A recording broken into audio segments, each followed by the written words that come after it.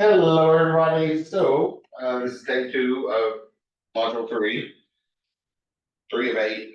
We're almost halfway. These 8-week courses move quickly. I guess one announcement to start with. Kind of like last week, I have a trip I have to go take. I'll be in Indianapolis Thursday and Friday. So I'll be busy throughout the day, and I may not be as quick as normal answering my emails, but it's not a solid nonstop all day agenda like the thing I was at last week. So I will be checking emails regularly. So if you send me questions, I will get back to you as soon as I see it, but it might not be as quick as those days that I'm just sitting in my office right by the computer all day long. Question. So coming up in a couple of weeks, module 6 or 7, I will be looking at the XR stuff, augmented reality, extended reality, virtual reality. And I do have 10 VR headsets for those in the classroom to use. And I need to get started setting them up though. And I know not everybody's going to be able to make it that day. So for those that live, those whose Celebrate is your home campus, kind of like to know how many people I can expect on the day we do the VR stuff and set up the headsets. I don't think I need to go through and just factory reset and set up all 10 of them if only 2 or 3 people are going to be in the class. So if y'all could like send me an email or drop it in the chat at any point between now and module 6, like a yes or no as to whether or not you would be able to make it to campus on the day we do the VR stuff. And then, yeah, we'll go through all the steps, right? Talk about the nodes we have and see how to set it up. And they work just like our 3D, other regular 3D nodes in Godot. So the stuff we're gonna look at today, that thing we started the other day, we're gonna add a script to that and try to see if we can make it more game-like. At least see about controlling physics from our script and actually do stuff with it, put some other objects there for it to interact with, and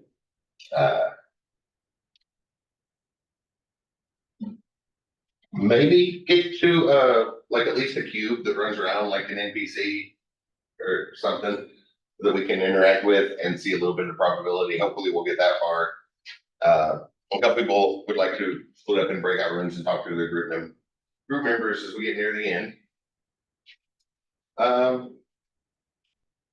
Also today is something I like to try to do at least once a semester. Usually I'll practice the lectures, get prepared, maybe sometimes practice them 2 or 3 times. So when I'm up here typing the code, it probably looks like it goes really, really smoothly. And very different than what it's normally like when you go writing code and it's filled with typos and little logic errors and things like that. So at least once I like to have a not fully prepared and practiced lectures with our scripting today. So if you notice any typos, feel free to unmute or speak up if you're in the room and be like, oh, there's a typo there, or I think there's a logical error. Feel free to point that out. It's not fully unprepared because I've given this lecture before, like the other 3 times I've taught this class, but it's just last spring was the most recent time, so it's not fresh on my mind, like preparing for things a couple days in advance. So yeah, the VR stuff, probably week 6 or 7. Did I start the recording? Yes, I did. Okay. We'll do that, and we'll go over all 3 of them. So augmented reality, that's like Pokemon Go, where we add objects to interact with in the overlaid in the real world. And extended reality, that's where we get basically a HUD, and we overlay textual and graphical information about the world to give us better insights of what's around us. And then virtual reality, where it's a fully 3D virtual thing. So we all make them we set them up kind of the same way, so same node for the game engines. It was something, we had to standardize it, so it's standard for standard libraries in all of our game engines. So we'll just see the Godot version, but it's handled the same everywhere. And for those in the class, I guess Joseph just came in. But, Joseph doesn't live here, so Joseph, before he came in week 6 or 7, when we'll be doing the virtual reality stuff in class. So obviously those on Zoom, we'll just kind of go through making the world. But for those in the classroom, I do have 10 VR headsets for anyone that lives near Sellersburg. So if everybody could give me some sort of message sometime between now and module 6, just let me know whether or not you might be in the classroom, might be here on campus that day. That way I know how many headsets to do a factory reset on and set up and get ready for it. I'm not sure, but are you in the Indianapolis campus? I'm in Sellersburg. You're in Indy, right? Yeah. Okay, yeah, you probably won't be here. But yeah, just get in and out of that. So on the Zoom call, we'll go through the steps. We set them up. For those who can be on campus, we'll actually do a build and load them onto the headsets and play around with our game. Probably a bowling game, which is a good place where the stuff from today kicks in. Is there any other things? Oh, parts image. Well, no, and say this. So, sort of the standard intro in VR. The Hello World for VR has kind of become a bowling game. It's nice and easy and applies physics like we have. One question you might just going to go that you're probably going to ask as we go through our stuff today and start scripting the physics is like, why can't we just leave the max at 1 and make it a whole lot easier to work with? But if you think about bowling, right? A 16-pound bowling ball hitting a 1-pound bowling pin is not going to have the same effect as a 1-pound bowling ball hitting that same 1-pound pin, right? So our physics interactions wouldn't act correct without the math. But when we go to code, we have to account for that because it starts to look strange, right? If our character is like a child-sized character, right? Maybe adolescents, and we're expecting something small, and in the game, a 500-pound ogre charges the character and hits it. If they both have the same mass, the physics there is not going to look right. That's going to be a big impact on the small character. So, it's things we want to keep in mind for that. It helps to make the games more engaging because when the physics are accurate, the player has a better expectation of what's going to happen in different situations. Yes. So bowling pins are between 3.3 and 3.5 pounds or 1.5 to 1.6 kilograms. Okay, so I was guessing at that number. So just still, I know the bowling balls have numbers on it. So like 14 to 19 seems like what they usually see at the bowling alley. Good, we do at least leave most of the way even slots easier than Yes, and that's a big deal on the next individual coding project. There's videos walking through making the full balls and the full cube and getting the accuracy on those. I make step-by-step videos for that, and then what you're coding is adding in the proper mass and all of that stuff to make it seem like a real simulation and diving into the physics. So bowling is another good example of that. Another one.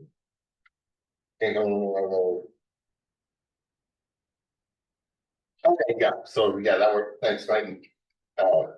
Yeah, when you let me know if you have your own headset, then stick around on the Zoom call while we do the build and load the games. That part's really easy. It's just an Android build. If you aren't for that, at least the Meta headset are just an Android device. Different shape than we're probably, but it runs the same operating system as our phone. There's some headsets that unfortunately rely on Windows material, which they're phasing out, which is yeah. Because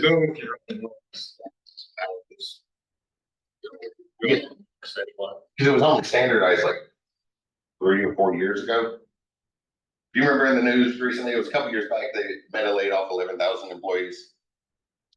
Because they went from 43,000 to 32,000 for the next, it took 43,000 programmers to standardize for the reality. So now that it's standardized, they have to phase out all those incompatible things. But people have a lot of money, so they want to definitely want to phase it out slowly.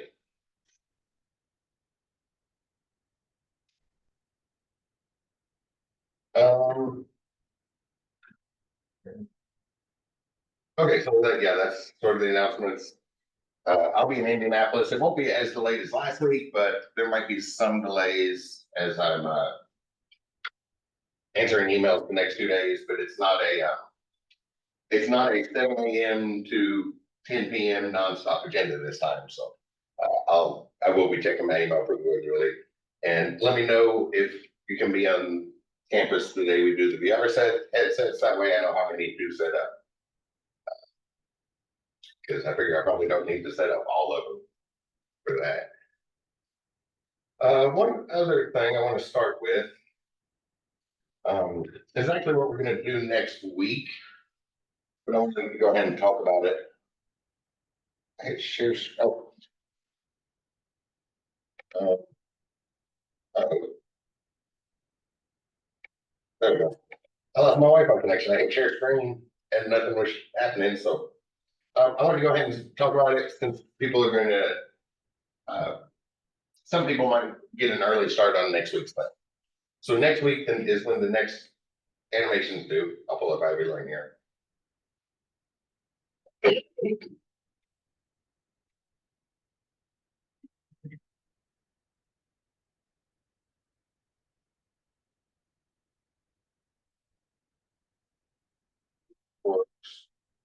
First of all, ask you again, has anybody noticed any typos or bad knowledge check questions that need removed from the bank before I release or before the online shell gets released? Because everything's way harder on an online class, right? I would feeling everybody's taking one. You never quite sure how to handle things. That's why I wanted to use the course shell, so it's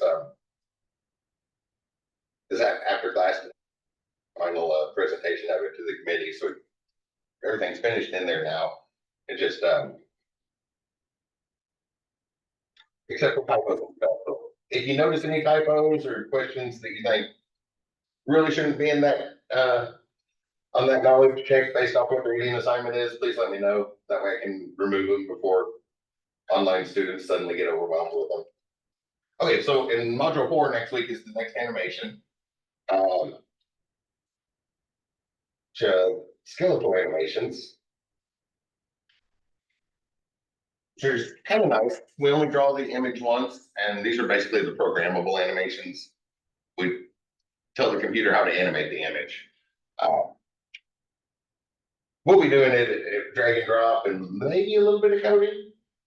The example will probably just show you how to access the stuff to do it in code instead of drag and drop. But after you've dragged your mouse around and click on the boxes, you'll know what words go in the script and stuff. So one thing though is the way they do their shape, they set it up like a spreadsheet. So they took all the parts that would make up this image and put it in there. And then they come back and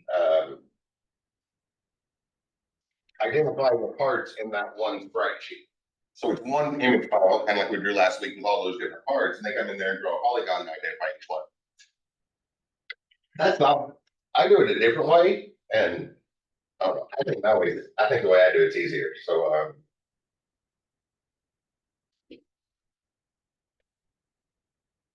let me download this.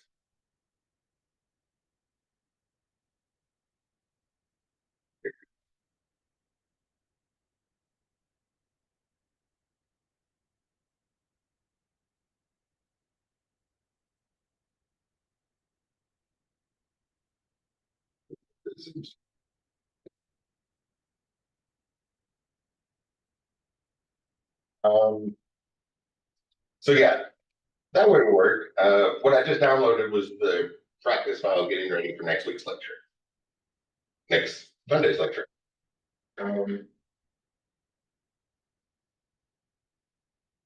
Oh, I'm almost finished grading the spreadsheets. They're looking really, really good.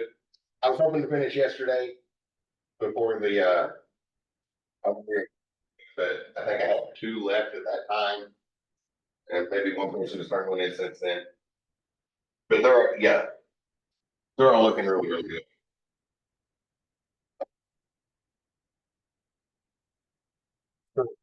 I started to go and open that. You can see here. Yeah, I hadn't realized you weren't logged on. You usually log on. We call. Let's see. We haven't really seen it. There's no open buttons. So what we do for a Godot project is we go scan a drive. So if I come over and scan my downloads folder, or it's in this folder. If I scan this folder, it'll find that project in there.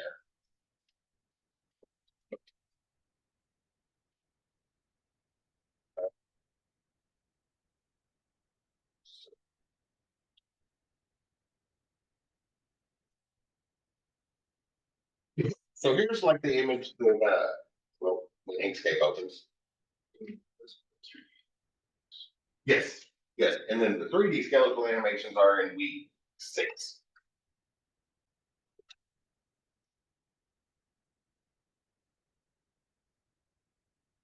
But they behave very, very similar.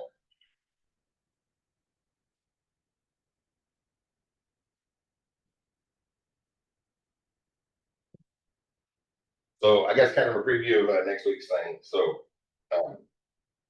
obviously when I drew this, I drew all the pieces, whoops.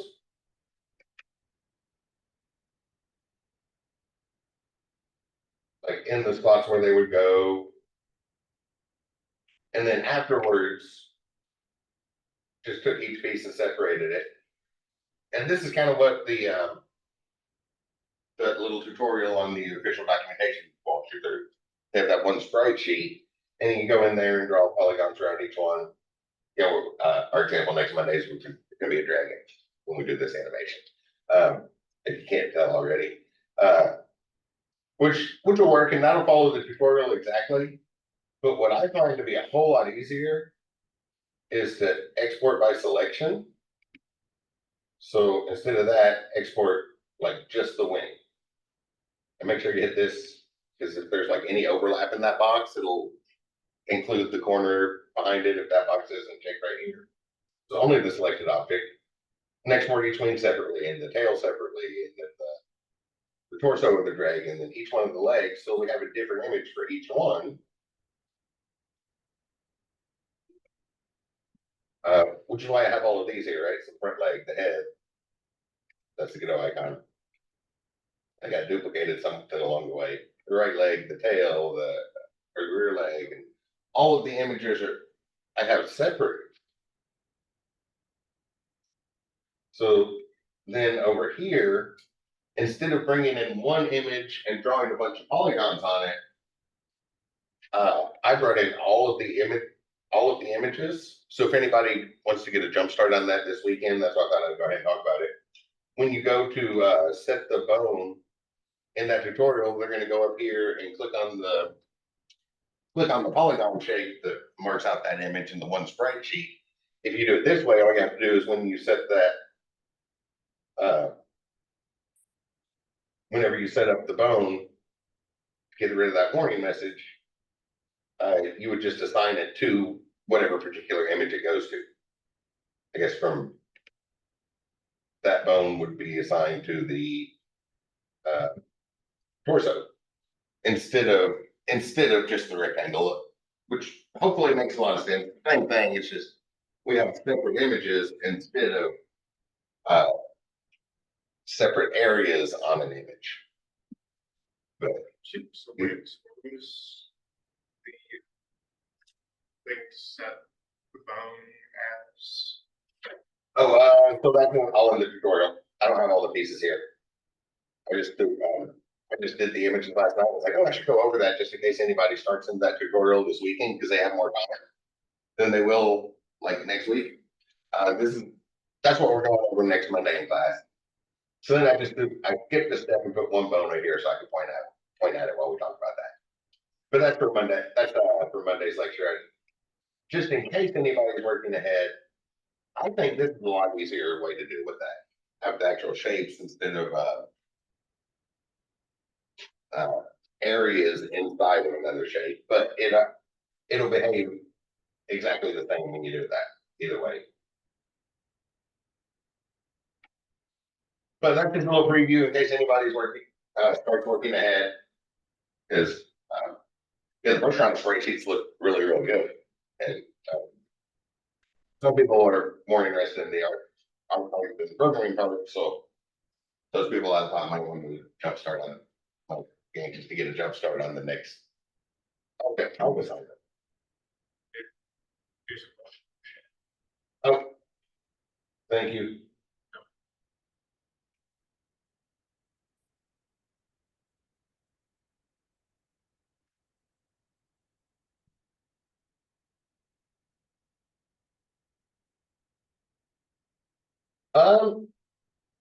Yeah, that should be fine.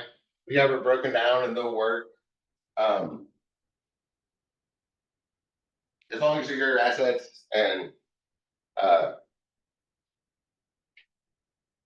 Yeah, as long as it's your artwork and, yeah, keep doing stuff with them.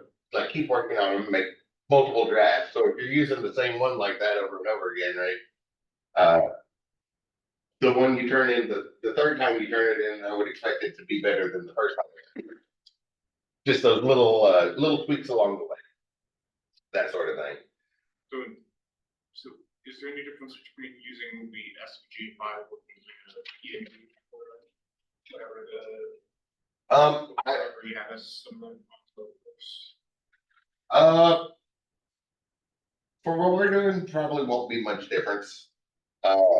SVG, since it is vector graphics, it can be manipulated a little bit better. But, yeah, it's scalable, and then we have all those vertices to work with, whereas, for a thing, it has to, well, it takes more processing, but it's not game time processing. Processing happens before the game runs, so, it has to add vertices into the thing files to work. So, So using SVG is easy to manipulate and uses less resources. yeah, you can say that, because remember, SVG already has all these vertices, right? But, ping, the information stored differently, so ping has to add vertices back in. As long as you have something with lots of area that it can be manipulated with. We'll talk about that next week. I would argue that it's I just said there is if using the PNG was the goal with some reason.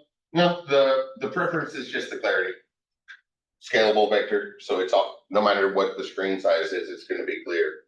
The pings, if you scale them down, they'll keep the clarity. But if you scale them up, there is a point where they'll lose clarity.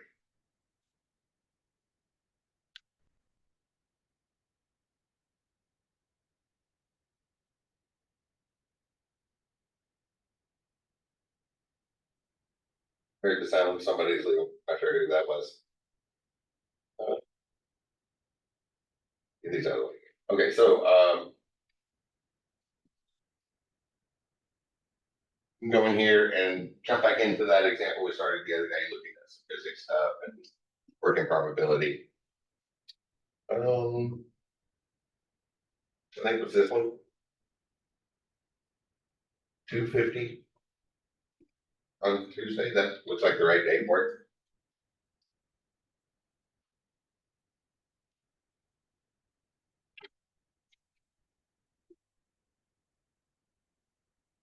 Okay, we did quite a few things. I think everything was reset eventually except for the mass. Okay, yeah, so it's a rigid body. The center of mass is perfectly in the center. So when gravity pulls it down, it's just there. The laws of physics all apply to it, so that's another thing.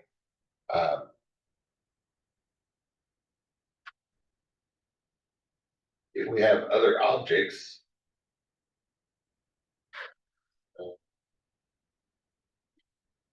let's make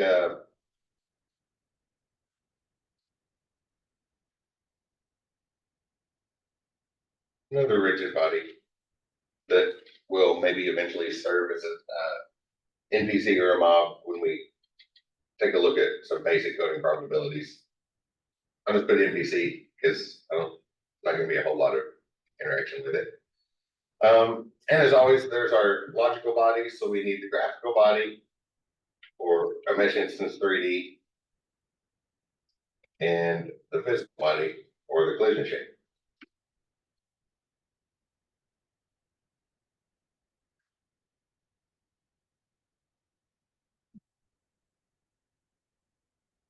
Next. And this, I'll just make it like a cube, a box mesh. And just like I saw the other day, I don't want that to be in the center of stuff, but it's kind of nice when the origin of the things we're coding is right on the ground. Makes it easier to keep track of those. So with the mesh selected, we can move that up to go to transform.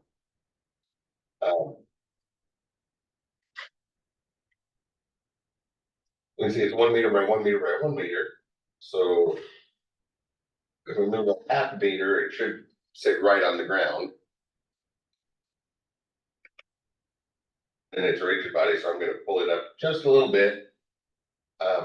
Just over the years, I found that for the very start of the game, I like to have everything raised just barely above the ground, so that in the very first frame, gravity is going to bring it down to the ground where it needs to be.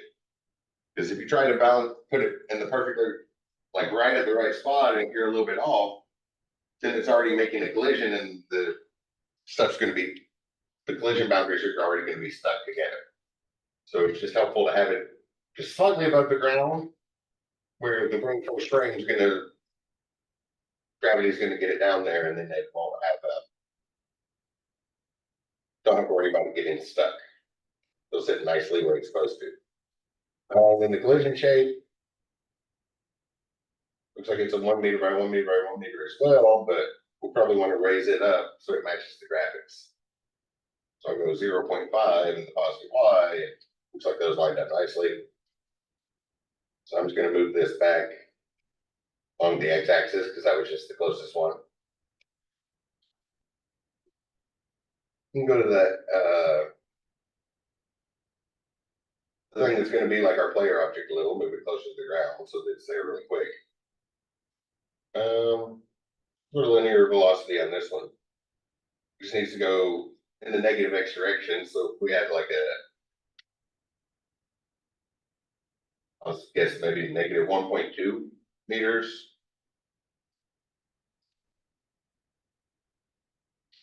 And from here, we have meters slash.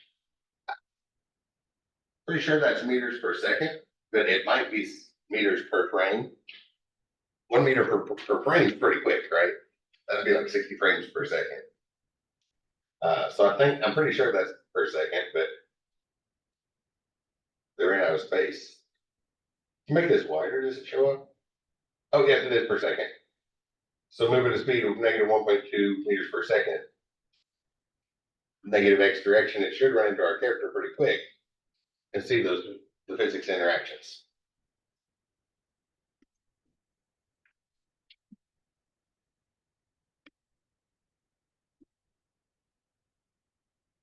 Not moving. Oh, whoops, that's on the character. Sorry. Keep the character at 0, or one called object, and the NPC is giving it a linear velocity of negative 1.2. There we go. What's going to happen when they collide, and why is that? Maybe that's too slow.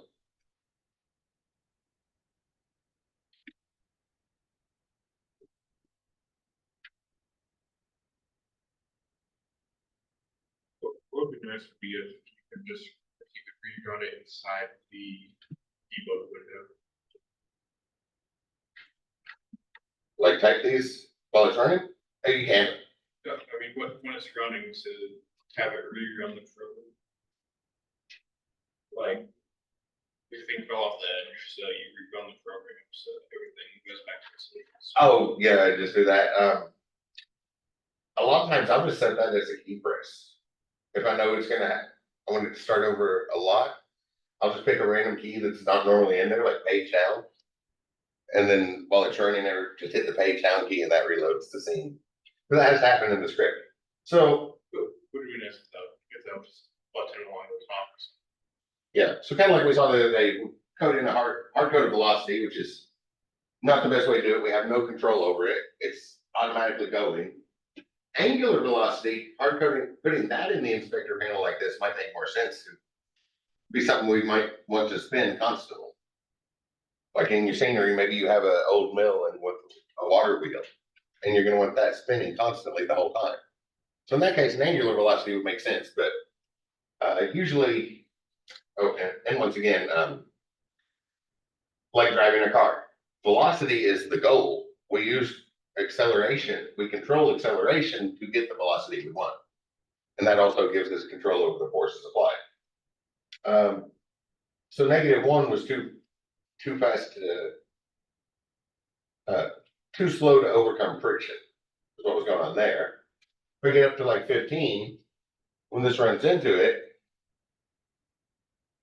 it went pretty far, right?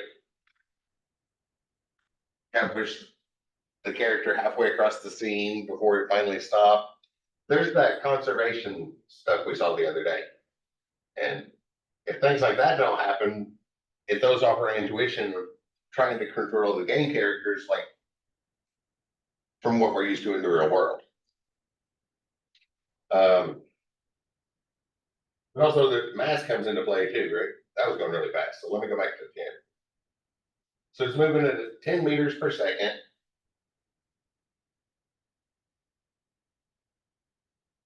When it hits it, the box comes completely to a stop and the character just barely moves, right?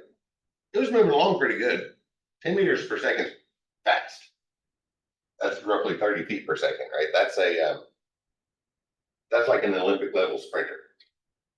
If an Olympic level sprinter ran into us at their full speed, we would expect to go a little way, fall back a little ways, right?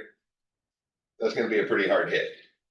And the difference there is the mass, because this has an average human mass, 75 kilograms, 2.2, so a little bit more than probably 75 would be 150, so probably like a 160-pound person. Whereas this is kilograms, so this is like 2 pounds. So that's kind of like a cat running into a full-grown man. We wouldn't expect it to fall over, right? Seems a little bit off there. But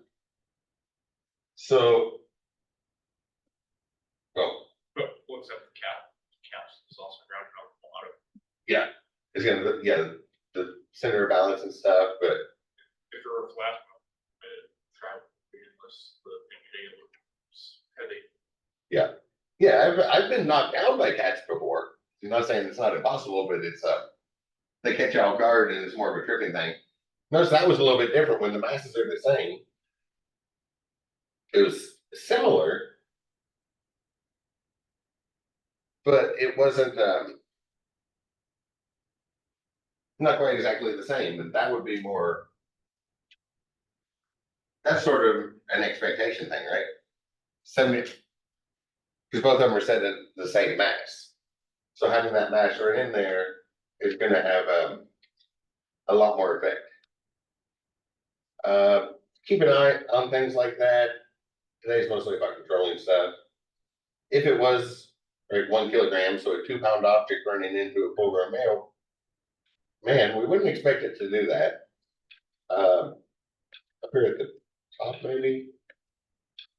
Oh, under deactivation, there's this lock rotation, but that locks every axis.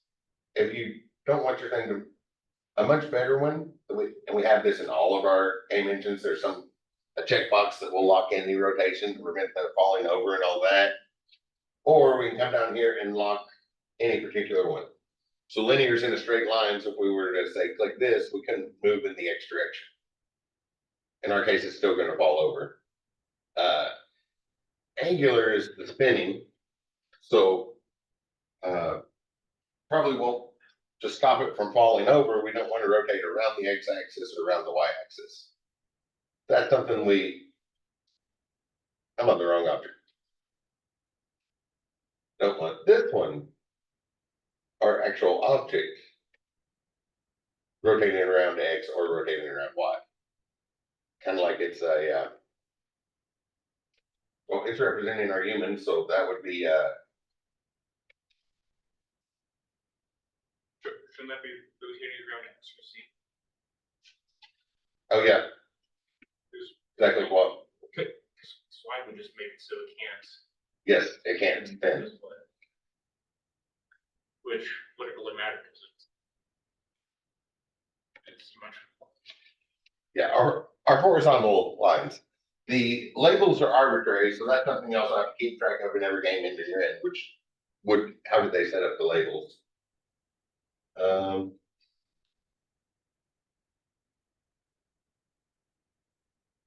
There we go. So that seems like a more realistic situation, right? If there's a person standing there and something small bumps into us, it's gonna push it, it's gonna move us forward a little, but probably not knock us down to, not knock us to the ground.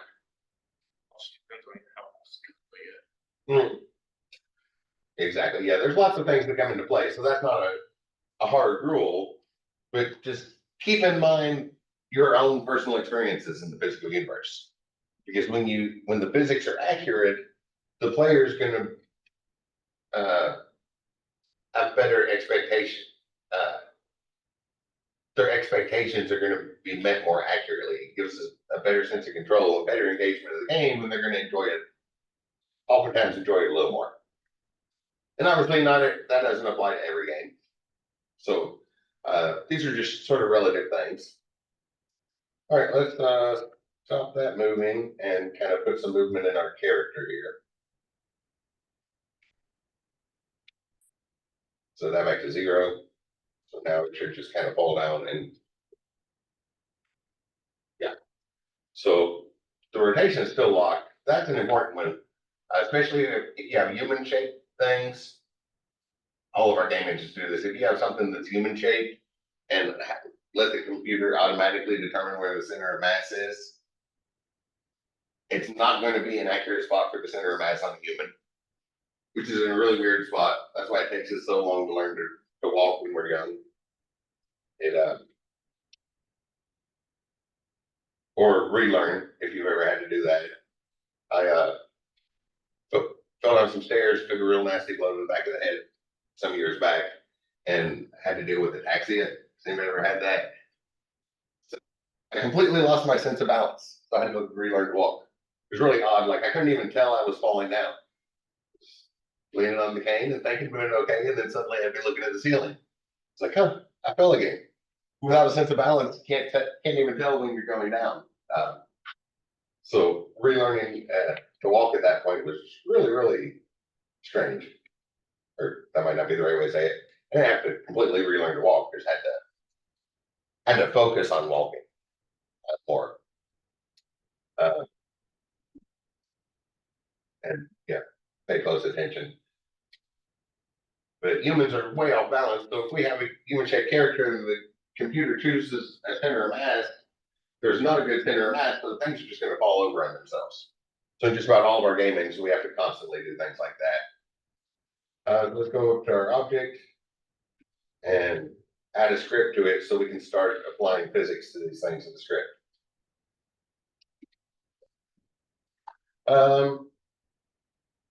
Let's see, what are some good controls? That's something we always want to set up.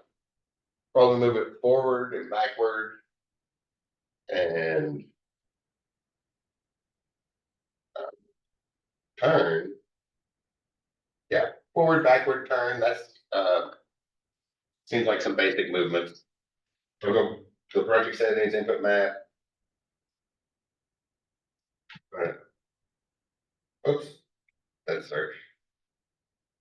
Put it in the right box. Move forward, backward, turn left, or turn right. Oh, yes. That's an important one because here in a moment, I'm gonna bring in some more cubes so we can jump on them. And spheres, so we can jump on them all center and see what see the physics apply differently. Which is one of the big things with the character body. It doesn't have physics, so any physics we want, we have to go from scratch, which is a lot of work when really good programmers have already spent years coding up these physics engines for us. So if we just use a rigid body, it's there. Let's see, forwards, W, backward, S, turn left. What's interesting is if you set up a player or an NPC or whatever, you can make it into its own scene. So instead of having to make a new one every single time you want a new instance, because just duplicating any setting you changes it for all of it. But if you make a scene, you can just put in instances of. Yeah. It's a lot easier to manipulate from there. Yeah. So that's just sort of the idea behind object-oriented programming. Think of each scene as the object, and then when you bring them all together into the final scene, that's going to be the playable level. That's the instance of that object. Also, then for hierarchy, it looks neater. Yeah. Yes. And here's the thing you asked about a moment ago, Josh, that reload. So I often just do this. I'll if the scene's going to need reloaded several times to try different things, I'll just add it to the input controls and put it on a button. And as long as it's taken out of there before the game gets released, it's still good to go. Depending on what you want to be able to reload the level. Yes. Yeah. Usually there's going to be spawn points. It takes a lot more scripting. It's a lot harder, but you can also turn around and run the game backwards too. Like a rewind button. It's like, takes a lot more coding because you make all your values negative, and you store all of the recent movements, and then you just go backwards through all those recent movements. Make all the values negative and go backwards through them. So it takes a little bit more coding, but it's sometimes helpful. But if you're making a big, huge game project, it's a rather insignificant amount of coding to do that periodically. So we'll need a couple things.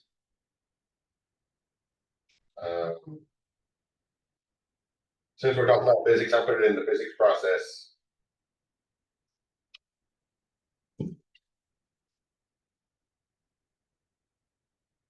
Everybody see that okay?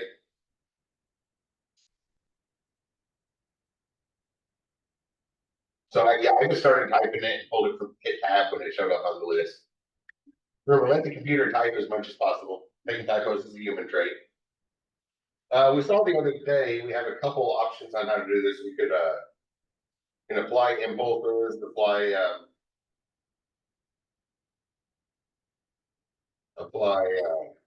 forces. Forces happen continuously, so it's like that force again and again and again every frame, and then we have to come in and apply other forces to stop it. Impulses happen over a short time interval, so the sport of curling is a good example. Impulses, right? We don't push it the whole way down the ice. We start pushing it, and we have a couple seconds to push it, so we get really good control over how it's going to continue afterwards. So often that apply impulse one's useful. So I like to use that, but as you have more time than our twice a week lecture, try both of them. Try switching back and forth and see how they work in different situations. Because sometimes it does make more sense to do one over the other, but for class I'll be using impulse. I guess a good starting point thing we could check. First thing on the input, we're gonna check all the inputs, see what happens. So if our input, is action just pressed. Right, just happened one time, let's check that reload thing. In case we need to start the scene over, like so something went wrong. Let's start this, go back to the beginning and run through that a couple times so we can try and figure out what went wrong. So we can debug it without having to run it and close it 5 or 6 times. And that's just like, well, I guess there's a couple ways. Well, I always just do change scene to file, but the other day when I couldn't remember what the words for that were, I noticed that there is a reload current scene function. So you could do get tree dot reload current scene. But I usually just do change scene to file, just reload the same way as everyone. So we'll check and see if we do that. I don't think we need an if else block or any type of else, because if that happens, then obviously nothing else in the frame is going to happen. Or reload the scene, then nothing else that happens afterward matters. So this is conditional on everything else. So really, the else is sort of implied.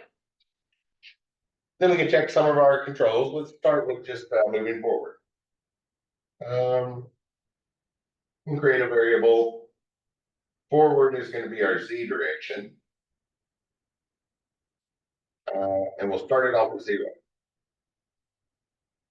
And if input is action press this time, so we can hold it down, and choose the forward.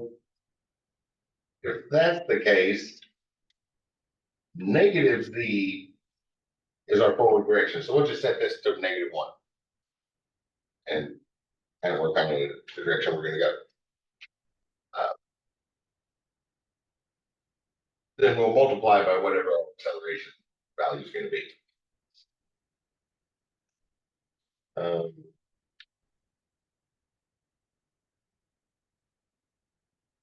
Take backwards.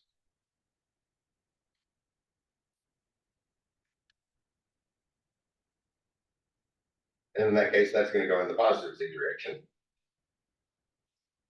We'll come back and do turning in a moment. Just like always when programming, you want to run and check every chance you get. Make sure that it works. Even if you've only typed one line since then, or especially if you've only typed one line. If you've only added one line in and it doesn't work, you know exactly what line has the bug in it. Now we need to apply that as a force. So I'm going to create a direction vector.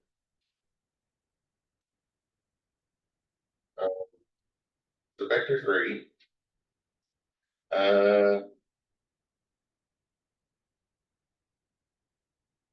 And we're not going to move in our X or Y in this case, right? Gravity handles the Y. Gravity and the jump button when we get to that's going to handle the Y. Our Z is either -1 or +1. So we really want that times some acceleration value. I'll get to I'll multiply it anyway. We can multiply it here or later. Since X and Y are both 0, multiplying that vector by whatever our acceleration number we put in for acceleration is going to any number times 0, 0. So it's not going to affect the X or Y, only that 0.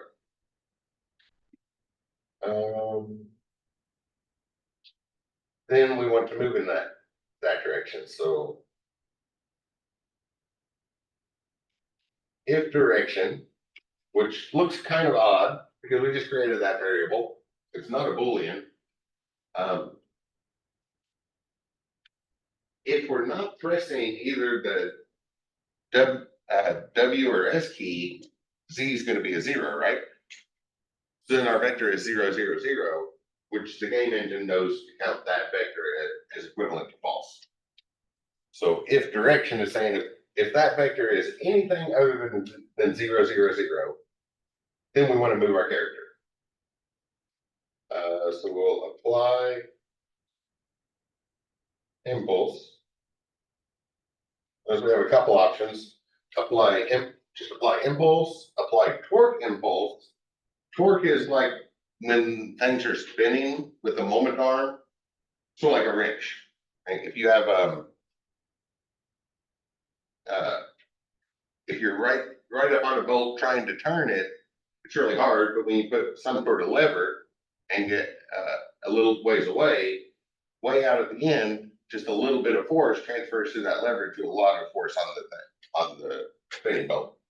So that's torque. Or pushing the door, right? If you go to open the door and try to push on the side with the hinges, it's really hard to push. If you push up the far side from the hinges, you get some leverage in there. So that's what torque is. More than gearing of a Hmm. gearing of a car. Yeah. There's lots of examples. The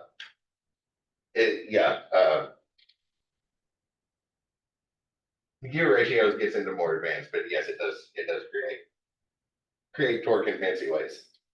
And apply central impulse sort of does it evenly. So instead of just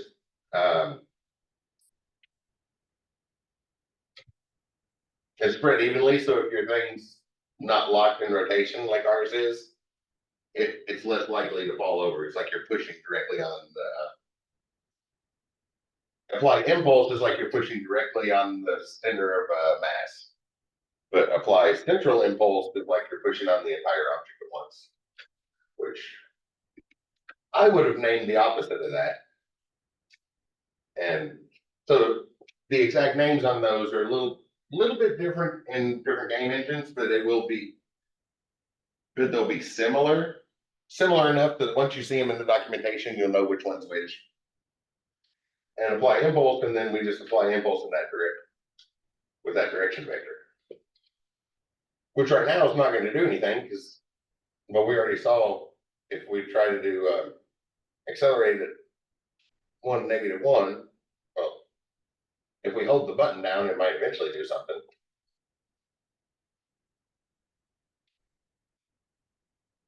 I'll push W, and it's not really doing much of anything. We don't have enough to overcome friction. So we need some sort of acceleration.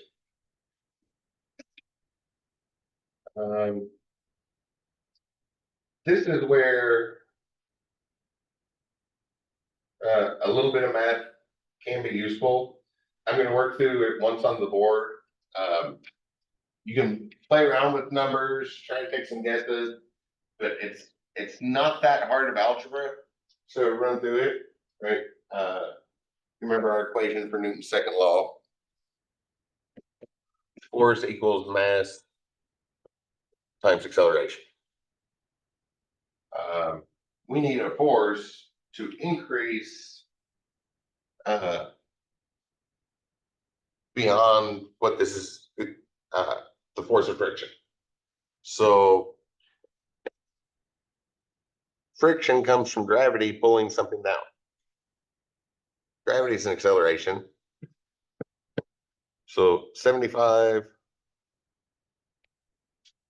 times 9.8, I'm going to make 10 times 10 to make it easier, right? That just moves decimal one spot over.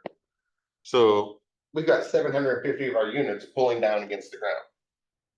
That's not how much is pushing back from us. It's usually just a small fractional number, right? Carpet, something that has very, very high friction, slows us down a lot. That's up to like maybe 0.1. So really, really small number. So really the friction pushing back, if we multiplied that by like 0.05, that's like a piece of plywood. We can still slide across it pretty easily, but it's plenty enough friction to help push back against our feet. So hardwood or something. If we plug that in the calculator or take a shortcut, if it was 0.1, it would be 75. So half of that would get us down to 37.5. That's about how much force we have pushing back. So we need to do something more than that. To get some decent acceleration, we might want a force of around 50. This isn't a physics class, so I'm going to erase that now. That's just how we would get those numbers. Khan Academy, remember Khan Academy started because Sal Khan was a physics tutor. So Khan Academy has really, really good intro to physics stuff if you want to see that. See how to get those numbers, just check Khan Academy. And I think they still have some of his original videos on there, but the people that he hired to replace his original videos are obviously some of the best in the world at teaching physics. Otherwise, he wouldn't have let them replace his videos. So check Khan Academy on seeing some of that. But once we know how much force we want, put that in here. Our mass is constant. So we just wanted to figure out what that acceleration is. Whoops, that should be 75.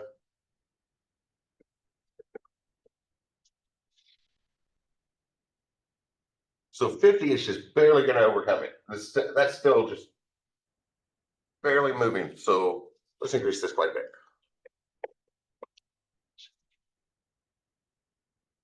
Yeah, something like that.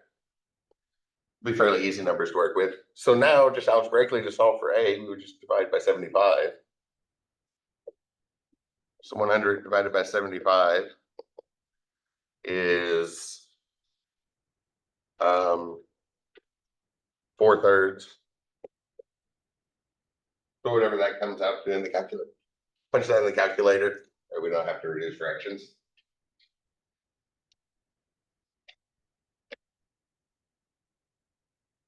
And I did just guess at the friction, so that might still be a little bit small. If we open the calculator,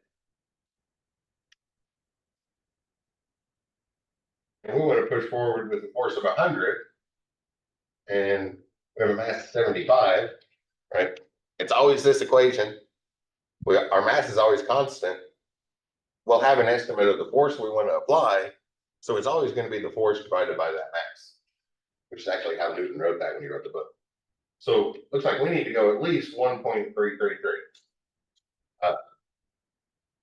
in order to get movement. So we need some sort of acceleration value. I'll set it up here. Export a variable. Remember that at export just makes it shows up in our inspector panel. Call it acceleration. We'll start with 1.5.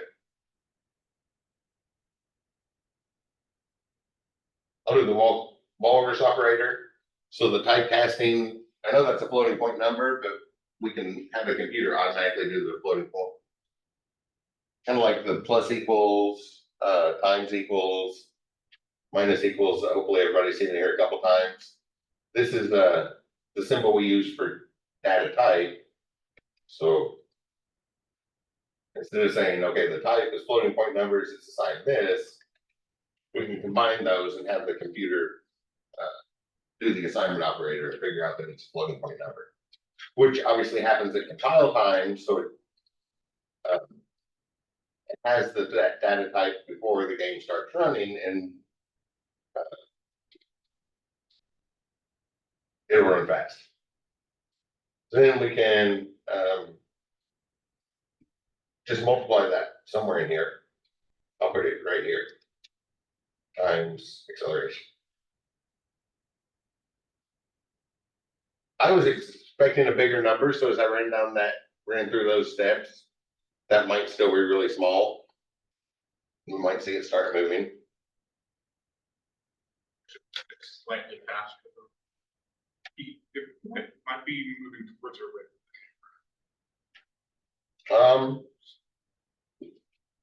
That's a good question. Because I think the camera combined is a different orientation. But NRS have it attached to the player instead of to the world. Okay, yeah, so it looks like it's moving towards the camera, so that's kind of a. That's not a very good way to detect that, is it? So I'm gonna move the camera. Maybe over here.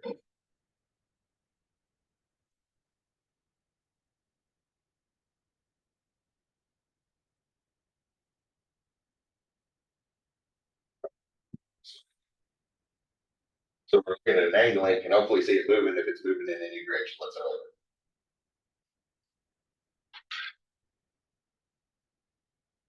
I don't see it moving, so I don't think that's enough to overcome friction. It was for mine. Okay. Is your mass set lower than mine? No, it's at 75. Let me increase this. Let me try 3. I didn't make a typo, did I? Correction. Oh, I don't see one.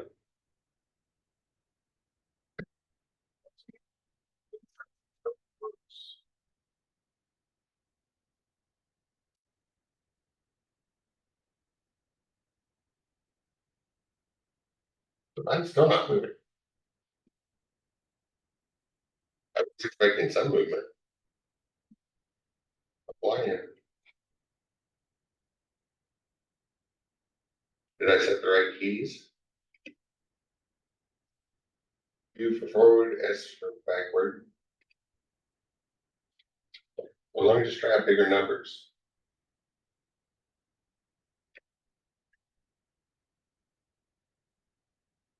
Oh wait, this is weird.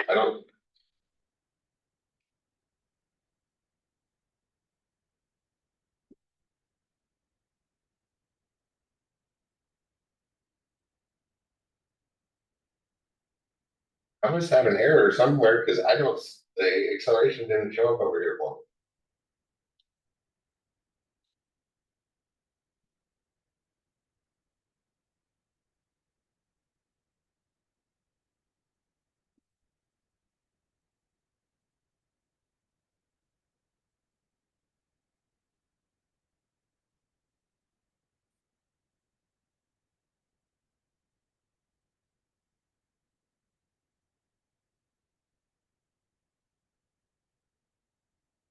Sure. Okay.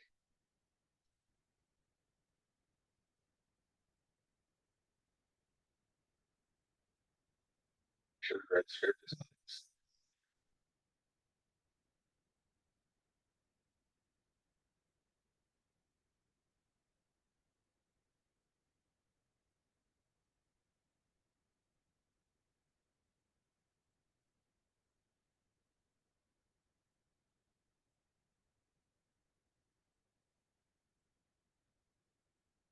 Okay, I had to have made a typo somewhere. Because otherwise, acceleration will be showing up right over here, right? Good. Did for mine. Export. Variable call it acceleration.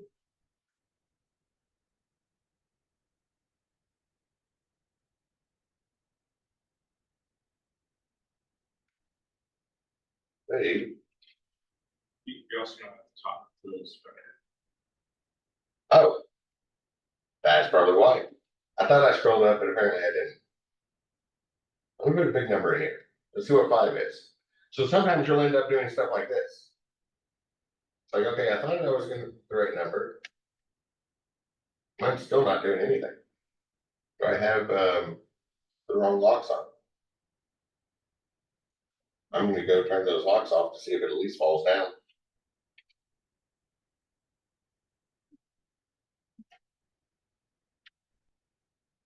That's weird. I'm not getting anything.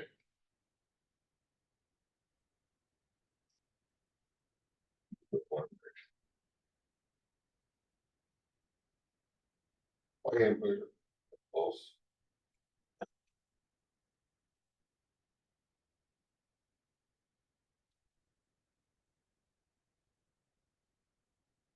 Did I spell this?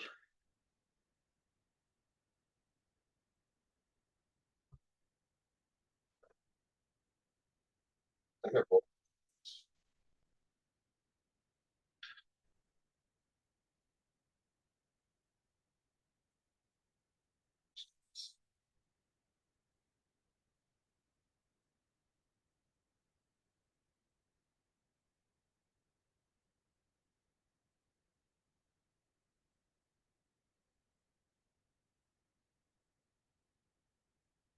doing this, mine was just if direction. Eventually it just kind of fell over on its own. Let me try a really big acceleration in that area. It eventually fell over, so I must have been applying force when I held it there for long enough. Let's try 50.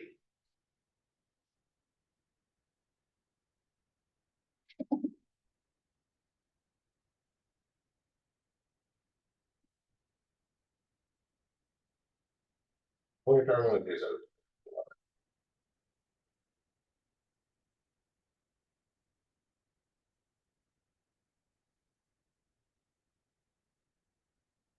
Central impulse works a lot better. I'm going to what I think. The translation. That's so weird that yours doesn't work on just applying full step.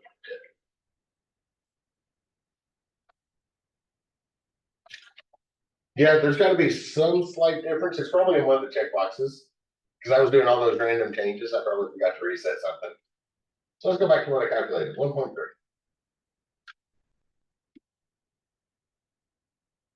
I didn't check what the friction was set to begin with, so it's barely moving. Yeah, so It's- I have mine set at 15. overcoming friction, so the number might have been higher than, it's called the coefficient of friction. Might have been higher than 0.05 or whatever I put in there. So you might have to try around things, but once you get an idea of the force you want, you can kind of put in some different numbers. Would you have yours set to? Mine's set to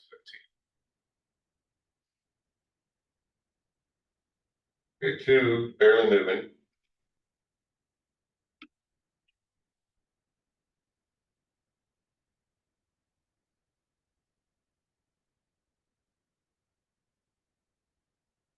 That looks like a good speed for walking around our thing. You'll probably go a little faster than that. But notice we get that natural movement because I'm going to release the button now. Move the other way and release right now. Notice it keeps moving for a split second afterwards. So what would that be? 75 times 15. So the force we actually needed to apply, we can check in the calculator.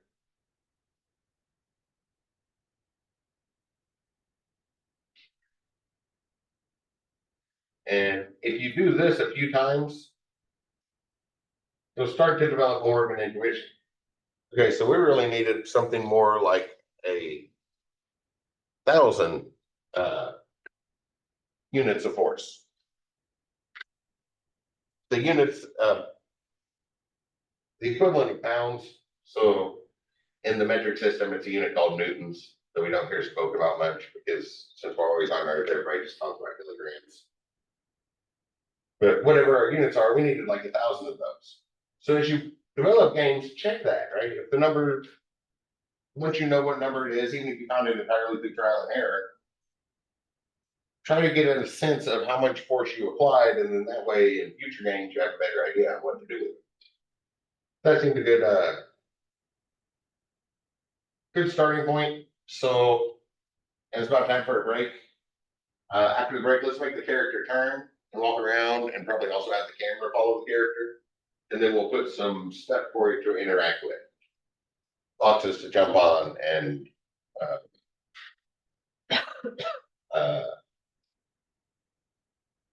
boxes and spheres to jump on, because there are some interesting differences between what's going to happen between each one.